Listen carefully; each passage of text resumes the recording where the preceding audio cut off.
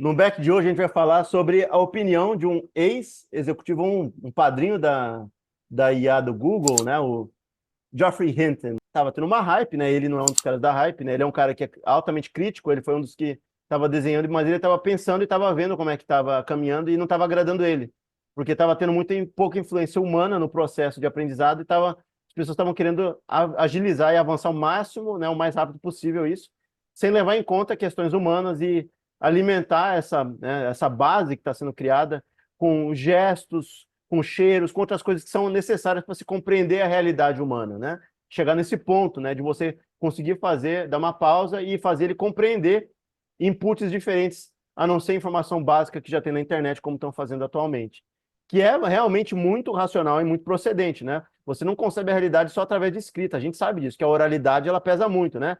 Ali nas entrelinhas, né? A gente sabe como brasileiro que dependendo do jeito que você fala as palavras, a palavra em si, ela significa uma coisa. Por exemplo, se ele fala assim, estava lustrando ali o cabeçote do Paranauê. A gente já tem o lado meio malandro de pensar uma outra coisa, né? O que está lustrando o cabeçote, hein?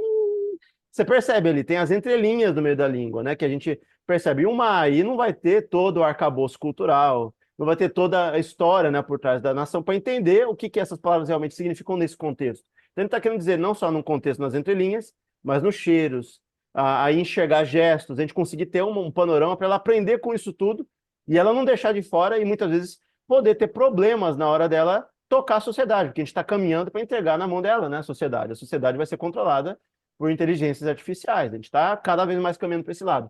Então ele pediu demissão justamente por isso, e nesse simpósio que ele fala que ele é meio que uma voz única no meio de muitos inteligentes que estão querendo empurrar a tecnologia para frente, e ele quer uma visão mais criteriosa, né, e humana em cima, né, para ir avançando aos poucos, né, e não virar o que está. Alguém perguntou para ele qual que é o emprego do futuro no meio ali da muvuca. Aí ele chegou e virou assim, então são os empregos mais adaptáveis, o ser humano se adapta mais, que as inteligências vão ter dificuldade em lidar com essas adaptações, né? Porque são coisas que não são prevenidas, né? Não são preventivas, que ela não vai conseguir antever problemas. E aí ele falou assim, encanador é o emprego do futuro. E é engraçado ele ter uma perspectiva dessa, né? O encanador.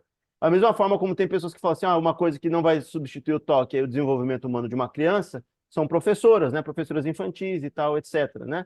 O conhecimento já não é uma mente moldada e formada, entre aspas, né? A gente aprender ao longo da nossa vida inteira, os anos iniciais e anos, né, primários ali, elas vão ter mais dificuldade, porque a criança ela tem desenvolvimento cognitivo necessário, tem coisas que ela tem que aprender, cheiros, cores e tal, que está faltando para aí, né? Que, no geral, as professoras que são mais humanas, elas ensinam. Como é que você vai ensinar isso para uma inteligência artificial? Toque, né? Cheiro e tal, como é que ela vai conceber isso, como é que ela vai interpretar isso, né? Então ele falou nesse sentido. A gente pode conversar sobre isso, Silas, o que na sua cabeça vem como carreiras que são adaptativas, né? O que a gente tem hoje que são carreiras, a gente pensa aí numa lista, né, para as pessoas, que são carreiras adaptáveis, né? Que são empregos adaptáveis que, pelo menos num universo de 20 anos, a gente possa pensar assim, isso talvez não seja, né, um emprego que vai ser substituído tão rápido, né? Eu imagino que, como você falou já, aquelas profissões que exigem a sensibilidade humana no trato, né? Um professor, talvez de um adulto, seja mais fácil de você automatizar, né? Mas a criança, ela vai ter o tempo dela, ela vai ter as reações dela, vai ter o sentimento dela, ela vai chorar. Será que uma IA vai saber trabalhar com a criança chorando, por exemplo? Com uma criança que tem um pouco mais de dificuldade do que a outra? Talvez a IA trabalhe com o que é esperado de uma criança saudável de X anos de idade.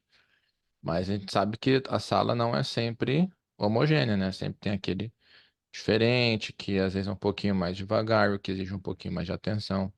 Às vezes tem um comportamento fora do padrão, né? Então eu acredito que essas profissões, talvez o fisioterapeuta consiga ter uma longevidade maior, a profissão, porque vai estar ali trabalhando com pessoas que estão tentando recuperar uma condição física, etc. Tem que saber adaptar o exercício, tal, ver, reconhecer se a pessoa está com dor ou não.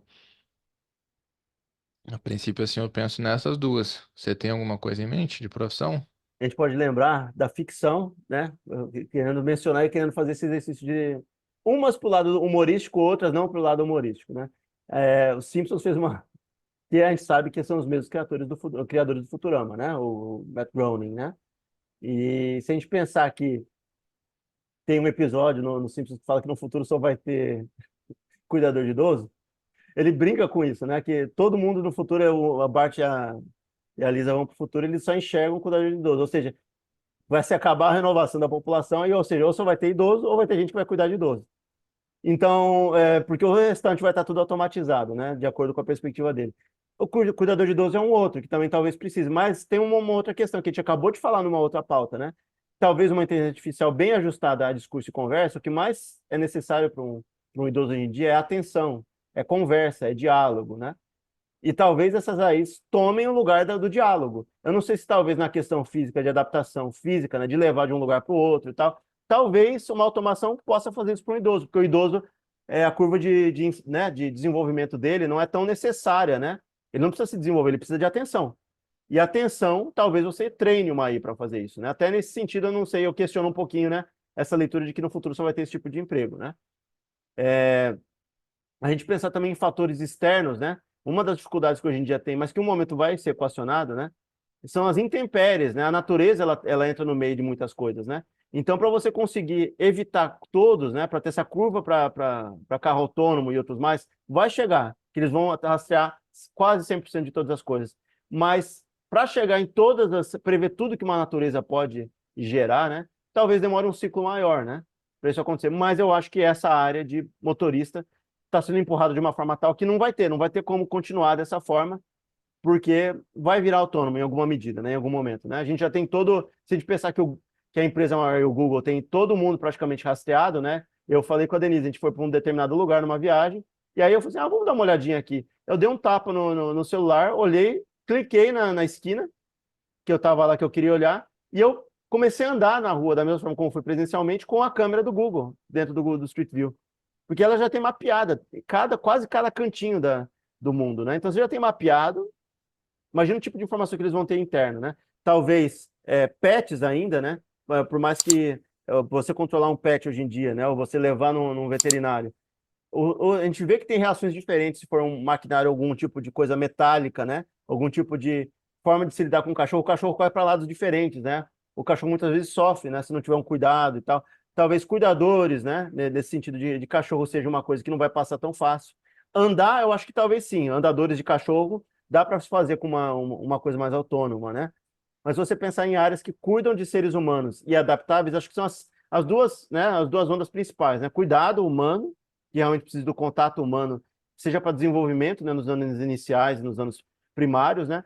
Ou problemas que têm influência da natureza e problemas que são assim muito analógicos. Tubulação foi feita por muitos lugares, são muito antigos, então é tubo todo sinuoso, né? Zigue-zague e tal, que Uhum. talvez não tenha um padrão que você consiga colocar lá, ele entre por dentro, quebre a parede certa e tal. Tem que ser um cara que conheça, bata na parede e saiba onde vem, né? Essas áreas, assim, são as principais, né? Tem alguma outra que você lembra aí, Silas? Eletricista? Dentro da estrutura atual de eletricidade nossa, né? Que ainda é bastante sinuoso, vai no mesmo caminho, né? Do encanador. Talvez porque É, foi feita uma construção humana tão aleatória, muitas vezes não tem um padrão, dependendo da cidade do mundo, claro, a gente não está falando de todas, né? sim. Mas você vai para alguns lugares que, no Brasil, as pessoas foram empurradas para cima dos morros, né? As pessoas esquecem disso que teve nesse histórico. Lá é do jeito que dá. Se o fio passa de um jeito, ele passa por baixo, ele passa numa tubulação, ele passa cortando duas casas, né? Corta em beco e tal. Como é que você vai conseguir, né, ela aprender? Vai demorar um tempo mais longo para ela aprender todos esses, né? Essas curvas de rio que tem, né? Que um ser humano cria. E talvez, assim, profissões de manutenção em geral. Talvez alguém que conserte TV, celulares, console. Não sei se faz sentido o meu raciocínio, mas aí eu tenho a impressão de que precisa ser um ser humano fazendo esse tipo de trabalho, entendeu? Você tem total razão no sentido, porque a gente sabe que está tendo escassez, ainda mais na Europa, que tem um histórico maior. No Brasil está começando a crescer esse mercado de produtos artesanais, né? Queijo de interior, salame e tal. Essas coisas que são mais voltadas ao artesanal, que se dá valor, né? Pelo fato de ter sido feito por uma humana e o cuidado, né? É um valor agregado. Isso daí tende a virar produtos, né? Premium, né? Gourmet e tal, que as pessoas vão atrás porque não é maquinário envolvido. Talvez tenha isso. A gente tem um mercado, né, desenvolvido assim, isso daqui tudo foi feito por máquina, legal, a sociedade está avançando e o básico é feito, mas vai ter muita gente que vai dar valor para antiquário, né? Os antiquários, os caras que mexem com antiquário, que restaura, que aquilo ali vira um objeto, né, e tal, e vira um objeto de arte. Daqui a um tempo, um As moedor de relíquias, né? café, um moedor de café antigo vai ser restaurado para ele ser o centro das atenções na hora de fazer um café, né? O café feito, tudo feito à mão e tal. Aí você vai ter a linha automatizada, que é o povão vai consumir, a maior parte da população, e vai ter os gourmets, né? Como a gente já tem hoje em dia, mas vai virar meio que uma linha, né? Que vai diferenciar e esses serviços custem mais caro, né? Se o cara for ainda um alfaiate de alta qualidade, né? Que o cara mede a mão e tal, que é o contato humano novamente, mas é o feito à mão gourmetizado, né? Talvez esses serviços que foram feitos ao longo do tempo, desde comida, roupa, insumos, né? Vegetação do jeito que é feito, que é cuidado, que tem certos tipos de melões que são selecionados à mão, né? Grãos que são bem selecionados com olho humano, né? Isso vire um serviço de alto valor agregado, né? Como já tem virado em alguns contextos, mas cada vez mais nesse sentido sejam os valores mais agregados, né? Os mais bem vistos, né? Nesse sentido. Então, pegar uma linha de consumo mais premium, né? Mais cara, né? Que talvez não seja para a população toda. O grosso da população vai estar com automação, né? Vai ter coisas que Uhum. fazem automáticas e vai ser reservado só para um extrato pequeno, né? E talvez também criem disposição com algumas profissões que a princípio parecem insubstituíveis, por exemplo, músico. Talvez seja possível criar uma máquina se passar por músico, né? Compor, executar músicas, etc, né?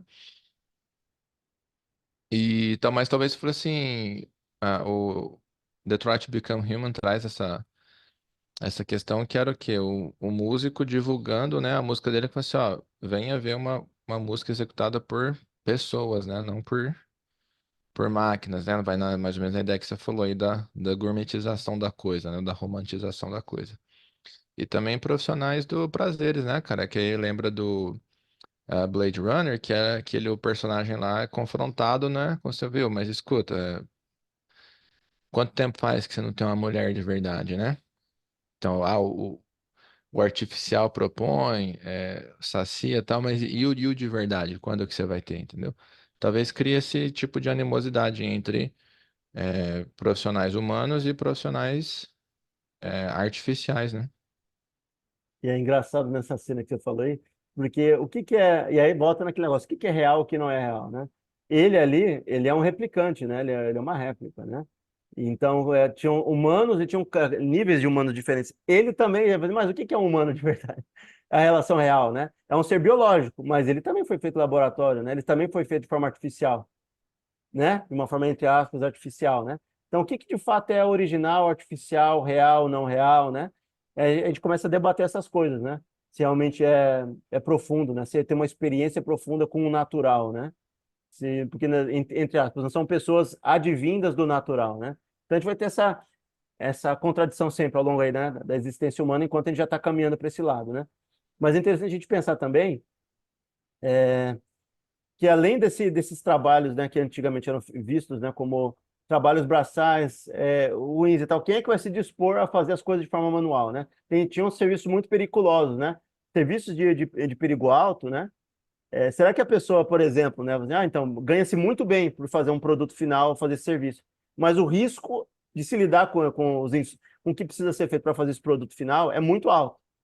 Então, será que as pessoas vão entrar numa linha, né, de periculosidade alta para conseguir certos insumos, talvez um mercado, né, obscuro, paralelo, né, ele cresça, né, porque as pessoas vão ter acesso a coisas que eram feitas antigamente, que não é mais feito, que a automação tirou de circulação e isso vire, né, talvez o famoso thrifting, né, que tem no termo em inglês, né, que é você pegar coisas usadas que tem valor, que não tá, né, as pessoas não estão vendo naquele momento, você dá um tapa, melhora ele, ela fica rara e você revende, né, talvez esse mercado paralelo, né, de coisas antigas, de que eram feitas de formas antigas e manuais cresça, né, e suba e vire um mercado paralelo, né, uma rejeição à parte do que é fornecido, né, de forma autônoma. Hoje em dia a gente tem esse tipo de coisa com comida, né? Muita gente quer voltar e também tem porque tem agrotóxicos, aí é um outro problema, mas o orgânico, que é feito muitas vezes com cuidado e tal, e sem pesticida, que muitas vezes tem envolvido a mão de obra humana no processo, né? Muitas vezes é mais valorado do que a produção em escala, né? Então, talvez seja isso, né? A gente pensando na perspectiva coletiva, né? O ser humano em si, né? O grosso, todo mundo vai ter acesso à automação. E quem não tiver acesso a isso vai ser gente com poder aquisitivo elevado, né? pessoas que têm poder nessa sociedade, né? Então, se você gostou desse conteúdo aqui, a gente convida você a se inscrever no canal. O vídeo nosso é quinzenal, cada quinta-feira, às 18 horas. Também estamos nos podcasts mais populares do Brasil e do mundo.